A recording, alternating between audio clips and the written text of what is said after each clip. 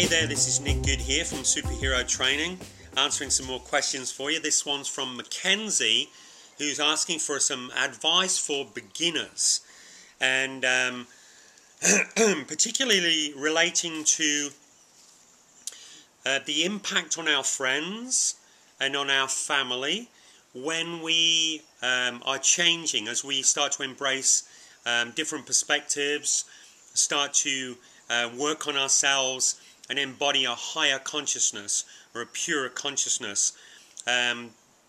Definitely feeling that there's fear around this, about being alienated from one's friends, from one's family, from one's social circle. Well, this is a very, very real phenomena, and it's something that we've all experienced in one degree or another when we kind of outgrow our social circle, we outgrow relationships and certain dynamics like that. There's a kind of a warning sign that goes with the spiritual path, with spiritual growth, and that is, be aware of spiritual arrogance or the spiritual ego. Remember a great quote from A Course in Miracles, and this is also reiterated in another book called Love Without End, Jesus Speaks. Both of these quotes attributed to Christ consciousness, and it is basically saying that the only sin that we are capable of committing is judgment itself. Judgment causes ruptures in the flow of life, and the universe fills those ruptures very quickly with the things that we that we don't like. So staying away from judgment is essential. The spiritual ego, the ego itself, the ego is a judge. And what we tend to do is we tend to get a little bit of truth, like a deeper insight. And one of the great examples of this is coming from the conspiracy realm. This great body of information and resources where researchers are finding out about the dreadful things that governments are up to, and the hidden powers that influence and control governments, and essentially influence and control just about every aspect of our life in the material world.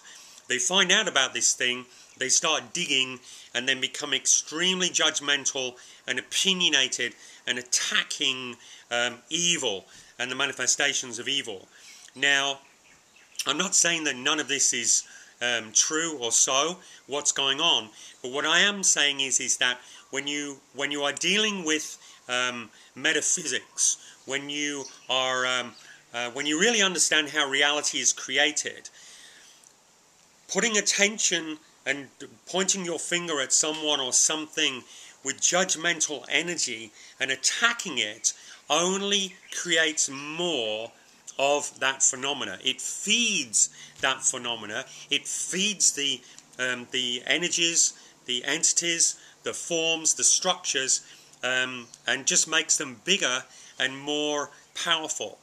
And so if we're really motivated and inspired to change something that we don't like around us or outside of us, then we need to be embodying a completely different vibrational frequency and vibrational state through our thoughts and words and actions.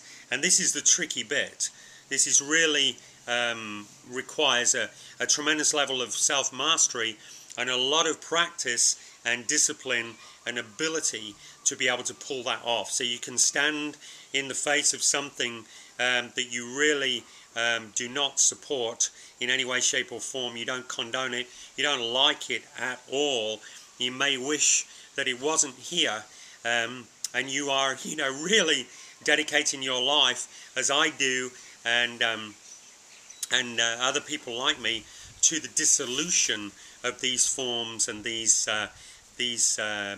dreadful things that are manifesting in the world. But the only way to successfully do that is to eradicate every trace of it from oneself. That's all I can do. That's all I can do, and make sure absolutely that I'm not moving on to those vibrational frequencies. I'm not feeding it with my emotion, with my thought patterns and frequencies. You see, it's all an energy game. And so I think we got a little deep there, and maybe off the point of the subject, but how that relates to an absolute beginner in terms of the way they relate to their friends and family is this. Understand this, is that you essentially, as a spiritual warrior, as a warrior of light, as a champion of the new way, as an ambassador of a higher consciousness, of a different way of being, you are essentially here to love and to serve. You're here to love your source with all your heart and mind and soul. That means no matter what the illusion of life is, and it's all an illusion, we're living in the material world in the most fabulous and extraordinarily complex matrix that is being clearly communicated to us from all kinds of spiritual authorities, philosophers, and now quantum scientists, that this whole thing it's a matrix. It's an artificial construct, and we only perceive a tiny fragment of the real. So this whole reality that we're experiencing, including our physical bodies, all our physical forms, our relationships, the people that we love, our families, the institutions and organizations, the structures that society and civilization is based on and has been for thousands of years, is basically all an energetic illusion that's been manipulated and constructed for specific purposes. Now, what are those purposes? When you get to the bottom of the thing, it is essentially for our own spiritual growth. But the movement that needs to take place from being ego-centered and body conscious, personality driven, where everything is basically just taken as face value, what you can touch and feel and see is reality, and everything else is not. Well, that shift as you move into sensitivity, higher levels of consciousness within your own being, deeper experiences of your own inner world, and you develop those sensitivities that you need to navigate your inner world, well, then you begin to realize and appreciate that something far more than the physical and apparent is actually reality. And then how do you navigate then, and how do you position yourself there? Well, the trick is to stay out of judgment. You are going to see things that you don't like. You are going to be in vibrational dissonance with ego-centered individuals, whether they're your partners, your friends, your old school buddies, your family. This is very common. But the thing is to maintain a frequency of heart-centered love.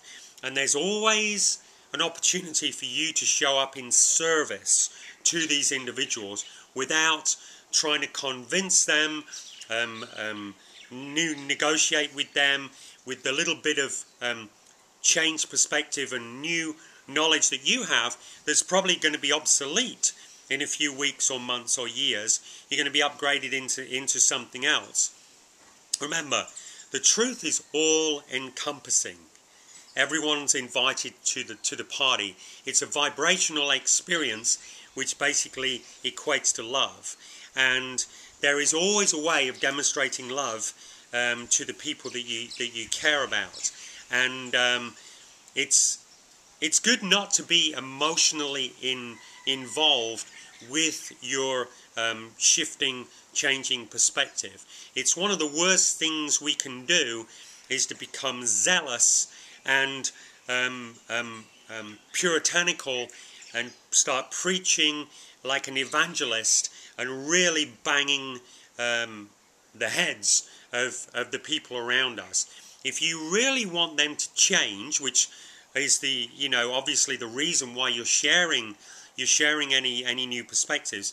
If you really want people to change, you really want things to change around you, then you need to be the embodiment of such a powerful, solid presence of being that resonates on the frequencies of love.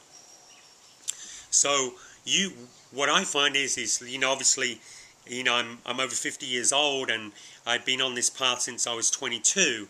So I've got kind of like over 28 years of really going through this process, and I've experienced the pain of what it's like to really collide with the people that I love and care about.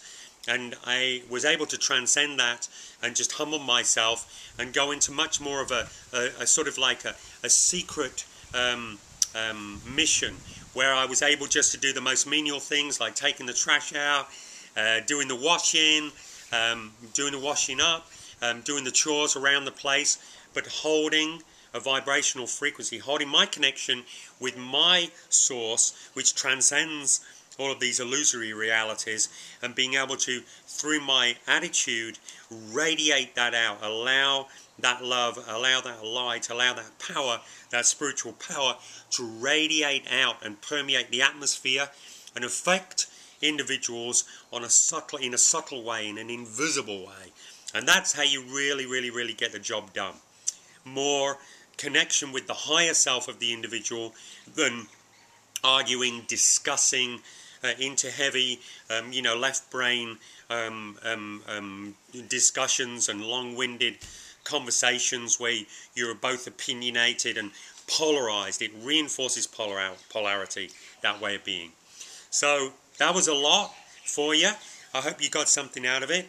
You can get way, way more from the superhero training. We have a lot of free resources there if you want to check out the website. My name's Nick Good. You can check me out, nickgoodpersonaldevelopment.com. Get a lot of free resources and wonderful stuff over there. So look forward to hearing from you and your success stories. Keep in touch. Many blessings and aloha.